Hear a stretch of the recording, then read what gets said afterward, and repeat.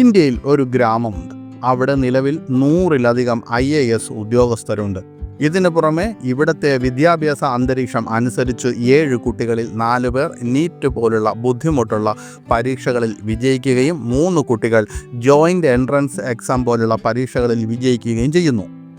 മധ്യപ്രദേശിലെ ധാർ ജില്ലയിലെ വിദൂര പ്രദേശത്ത് സ്ഥിതി ചെയ്യുന്ന ആദിവാസി ഭൂരിപക്ഷമുള്ള പാടിയാൽ ഗ്രാമം ഉദ്യോഗസ്ഥരുടെ ഗ്രാമം എന്നറിയപ്പെടുന്നു.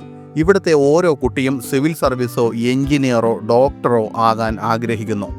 5000-ലധികം ജനസംഖ്യയുള്ള മാൾവ മേഖലയിലെ ഈ ഗ്രാമത്തിൽ നിന്നുള്ള 100-ലധികം ആളുകൾ ഇന്ത്യയുടെ വിവിധ ഭാഗങ്ങളിൽ അഡ്മിനിസ്ട്രേറ്റീവ് ഓഫീസർമാരായി ജോലി ചെയ്യുന്നു.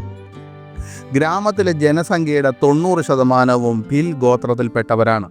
മധ്യപ്രദേശിലെ ധാർ, ജാബുവ, വെസ്റ്റ് നിമാർ ജില്ലകൾ, മഹാരാഷ്ട്രയിലെ ധൂലെ, ജൽഗാവ് എന്നിവയുൾപ്പെടെ മധ്യ ഇന്ത്യൻ സംസ്ഥാനങ്ങളിൽ താമസിക്കുന്ന ഒരു സമൂഹമാണ് ഭീൽസ്.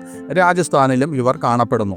മധ്യപ്രദേശ് സർക്കാരിൻ്റെ കണക്കനുസരിച്ച് പാടിയാൽ ഗ്രാമത്തിലെ സാക്ഷരതാ നിരക്ക് 90%-ലധികമാണ്.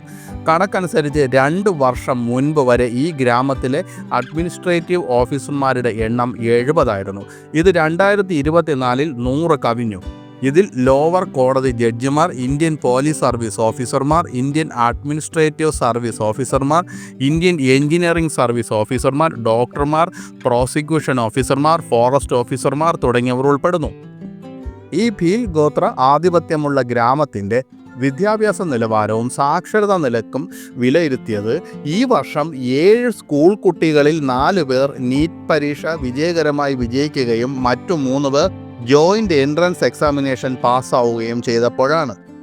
ഈ ഗ്രാമത്തിലെ ഓരോ വീട്ടിൽ നിന്നും ശരാശരി 1 സർക്കാർ ജീവനക്കാരുണ്ടെന്നാണ്. അതായത് ആകെ 300 പേർ ഉണ്ടെന്ന് സംസ്ഥാന സർക്കാർ ഒരു പ്രസ്താവനയിൽ പറയുന്നു.